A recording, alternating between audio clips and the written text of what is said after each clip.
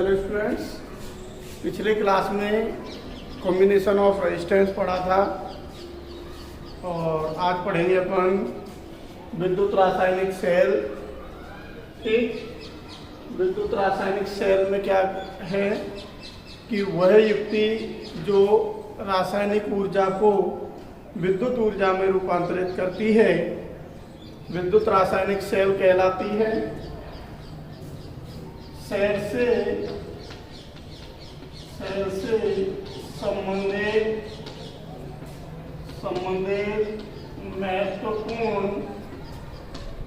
महत्वपूर्ण परिभाषाएं निम्न हैं। नंबर 1, सेल का विद्युत वाहक बल। ठीक है, इसको अपन सिंबल देंगे स्मॉल ई। विद्युत वाहक बल है, कोई कार्य करने की क्षमता रखेगा। ठीक है, तो इसे यहाँ पर वो कहते हैं अपन किसी सेल द्वारा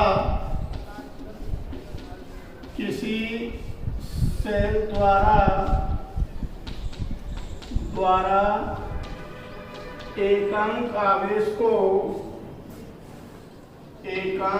आवेश को एक सिरे से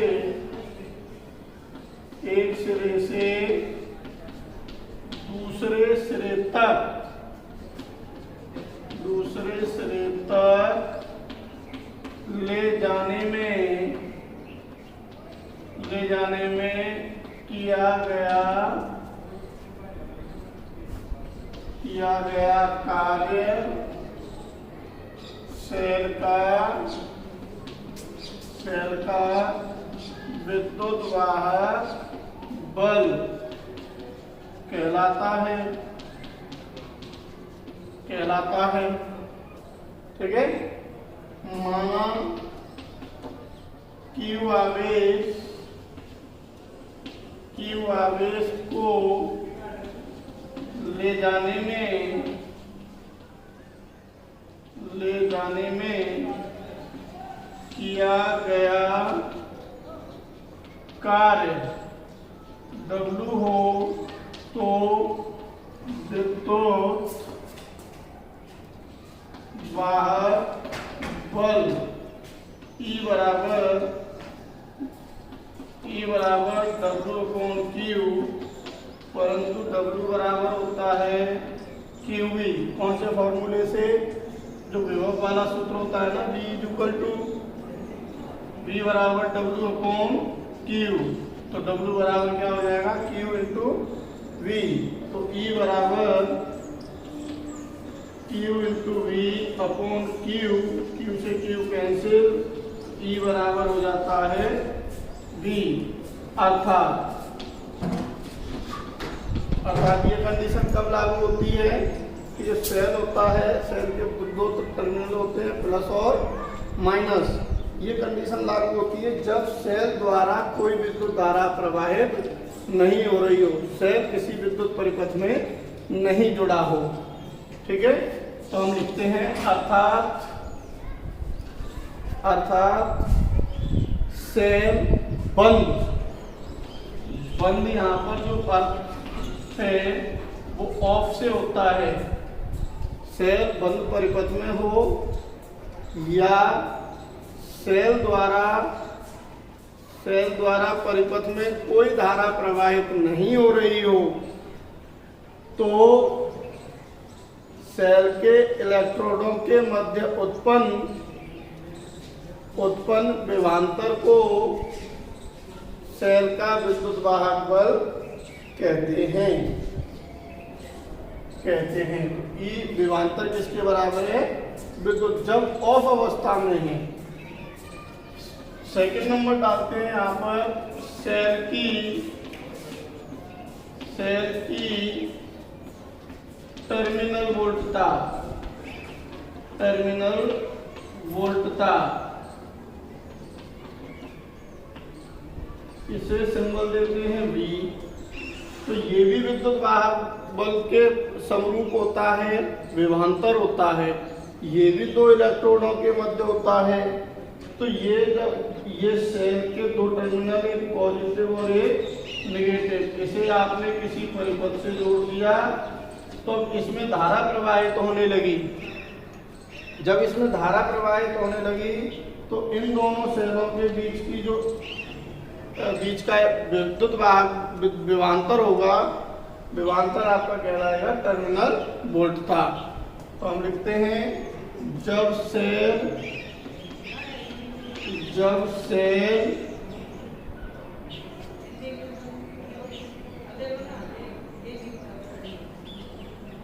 यहाँ पर जो बंद नहीं होता, ये खुला होता है, खुला परिपथ, और यहाँ होता है बंद। सॉरी हो गया, वो मिस्टेक हो गई वहाँ पर, बंद। तब यहाँ ऑन आता है। ऑन परिपथ में हो तो सेल के इलेक्ट्रोडों के मध्य उत्पन्न विभवांतर को सेल की टर्मिनल वोल्टता कहते हैं। तीसरा पॉइंट आता है इसमें,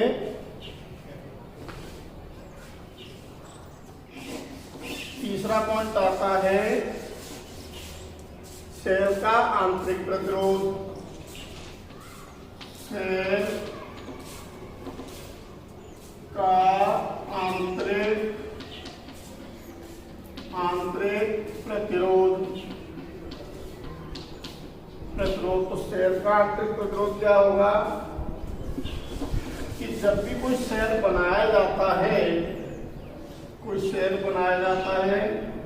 तो उसमें दो इलेक्ट्रोड लिए जाते हैं, प्लस और माइनस।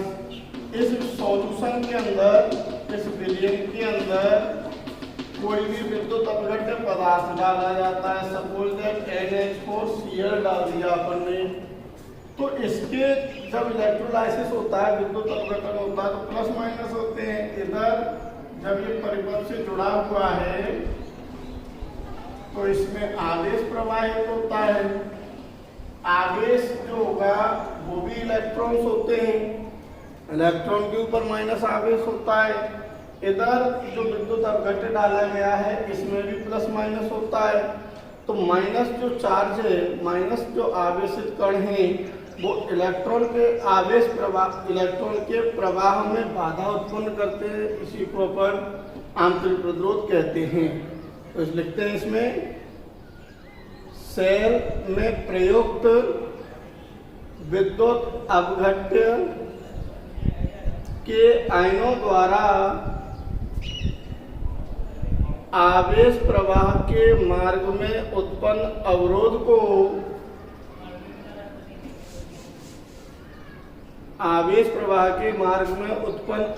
को सेल का आंतरिक प्रतिरोध कहते हैं। इसे स्मॉल r से व्यक्त करते हैं, स्मॉल r से व्यक्त करते हैं। अब यहाँ पर हमने तीन चीज पढ़ दी, एक सेल का विद्युत वाहक बल, एक टर्मिनल वोल्टता, एक आंतरिक प्रतिरोध। अगला टॉपिक इन तीनों में संबंध स्थापित करेंगे। तो हमारा टॉपिक बना देते हैं हम यहाँ पर कि V व R में संबंध। यही सेल है आपका, यहाँ से इसमें धारा I प्रवाहित हो रही है, इसके सेवा पर विभवांतर उत्पन्न होगा। ठीक है। तो जब माना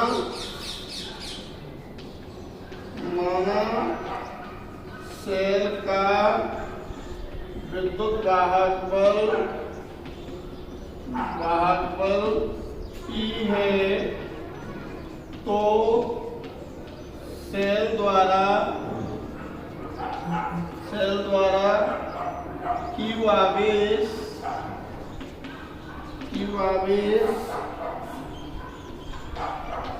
प्रवाहित करने में किया गया कार्य W equal to E into Q और Q बराबर IT, इसलिए EIT इक्वेशन नंबर फर्स्ट। ठीक है, अब इसमें दो परिपथ हैं, इतना हिस्सा कह दो आप एक्सटर्नल और कितना हिस्सा कह दो इंटरनल। तो जो ये W है वो पूरे परिपथ में किए गए कार्य के बराबर होगा। तो बाह्य परिपथ में किया गया कार्य, बाह्य परिपथ में किया गया कार्य W एक्सटर्नल, वही सूत्र लगाएंगे यहाँ पर E इंटू क्यू, लेकिन E की जगह पर यहाँ उत्पन्न हो गया है V, इसलिए V इंटू क्यू और Q बराबर वापस IT, इसलिए WX VIT।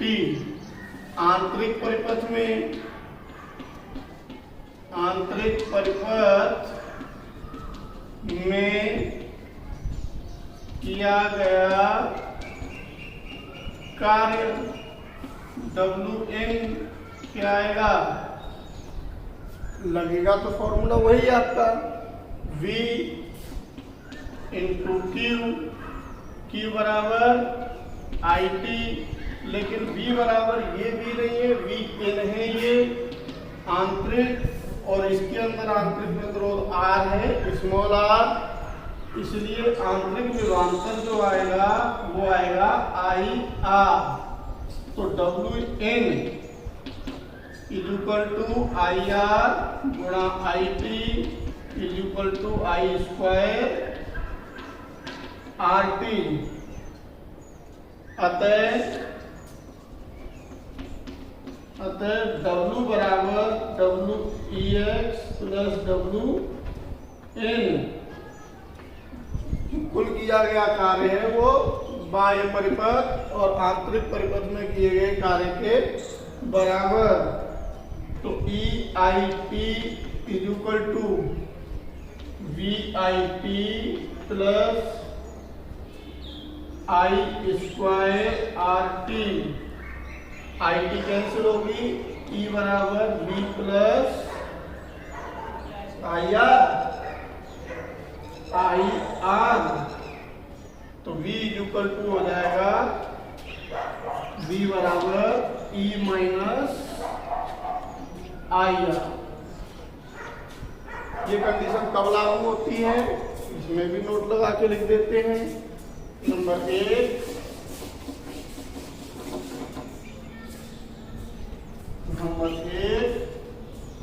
जब सेल आवेशन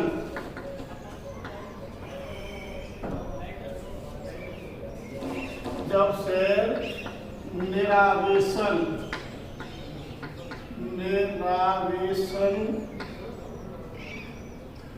ठीक है, निरावेशन की स्थिति में हो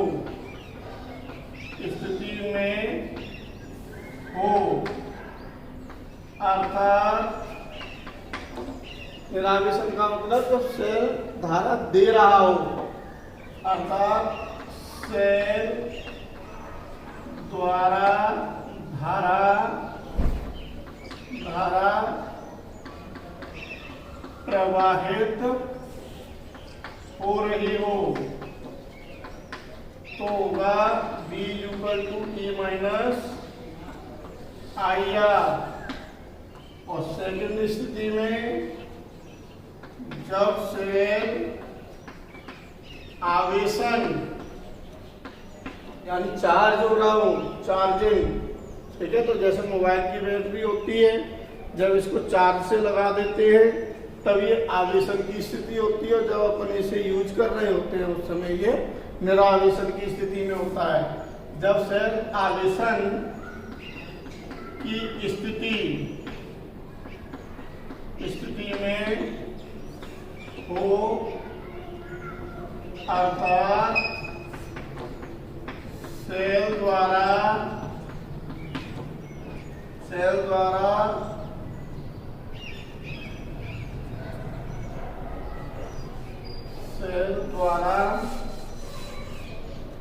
धारा ग्रहण की जा रही हो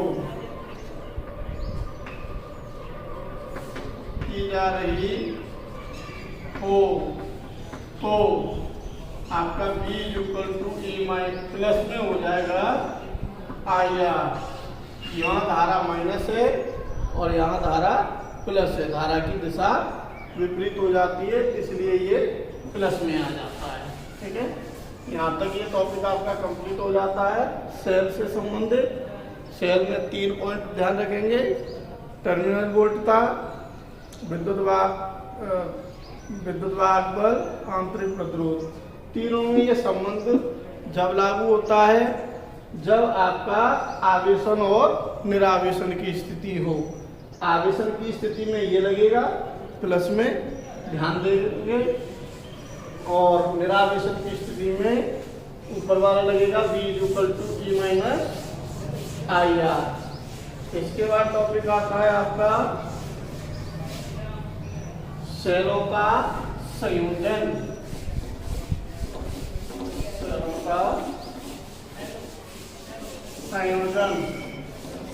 ठीक है,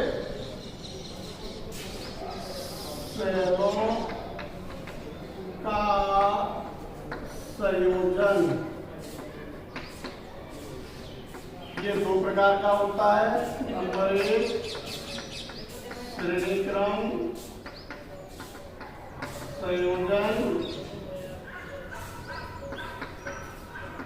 संयोजन और नंबर 2 समांतर क्रम संयोजन। ठीक है, तो पहले हम श्रेणी क्रम संयोजन की बात करेंगे। क्या है, प्रतिरोध भी 2 प्रकार का जुड़ता है और सेल भी 2 प्रकार से जुड़ते हैं।